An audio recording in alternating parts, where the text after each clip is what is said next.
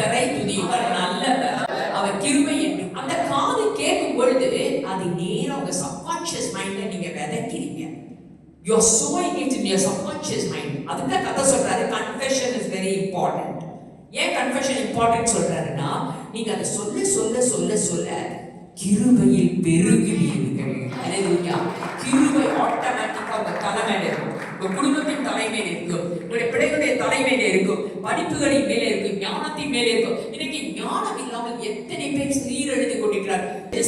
ஆதியாகமத்தில் வேதம் ஒரு வார்த்தை சொல்கிறது, எல்லாம் படைக்கிறதுக்கு முன்னாடி ஒரு வார்த்தை சொல்றாரு, தேவன் வெளிச்சம் உண்டாக்குறத சொல்றாரு. இது முதல்.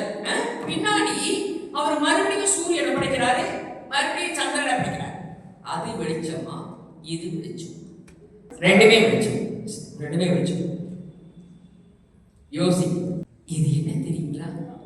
அறிவின் மகிமையான, அறிவுதான் மகிமை. எது மகிமை? தேவனிடத்திலிருந்து முகத்திலிருந்து வெளிப்படும் அறிவின் வெளிச்சம் தான் இது வெளிச்சம். வெளிச்சம் உண்டாகிறது அப்படின்றதுனால நீங்க சத்தியத்தை நீங்கள் அறிவீர்கள். சத்தியம் உங்களை விடுதலையாக்கும். எப்படி சத்தியம் விடுதலையாக்கும்?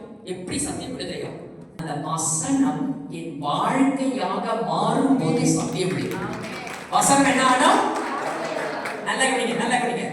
அவர் தழும்புகளால் குணமானே அப்படின்னு சொல்லும் பொழுது உங்களுடைய வியாதி இந்த வசனம் சொல்லி குணமாச்சுன்னா அது சத்தியம், அது சத்தியம். அப்படி கழுவு இப்ப முன்னாடி இருக்கா? இல்ல. விசுவாசத்தினால தானே நம்ம என்ன செஞ்சிடறோம்? அவர் தழும்புகளால் நம்ம குணமானே அப்படின்னு சொல்லி வசனத்தை எனக்கு வியாதி குணமாக்கி அழிவிலிருந்து தப்பு வைக்கிறார். வசனம், அந்த வசனத்தை என் வாழ்க்கையில அபியாசப்படுத்தினங்க. சும்மா நம்ம இதை கேட்டு போறது இல்லை. என் வாழ்க்கையில ஒரு பட்டி, அதனால தான் கதை சொல்றாரு, இந்த எழுதப்பட்ட காரியங்கள் பாருங்க, லெட்டர்ஸ் ஒன்னொன்னு பாத்தீங்கன்னா பேர் கிராஃபிட்டி. இதுல எழுதப்பட்ட வசனங்கள் லோகோஸ். ஆனா இந்த எழுதப்பட்ட வசனங்களை நான் வாசிக்கும் பொழுது என் காதுல போய், என் மனசுக்கு மேல போய், என் இருதயத்துல வந்து மறுபடியுமா என் மனசுக்கு போய் அந்த வெளிப்பாடு எனக்கு கிடைக்கணும். என்ன வெளிப்பாடு? ஓ, சத்தியத்தை நீங்கள் அறிவீர்கள், சத்தியம் உங்களை விடுதலையாக்கும். வசனத்தை அனுப்பி வியாதி குணமாக்கி அழிவிலிருந்து தப்பு வைக்கிறார்.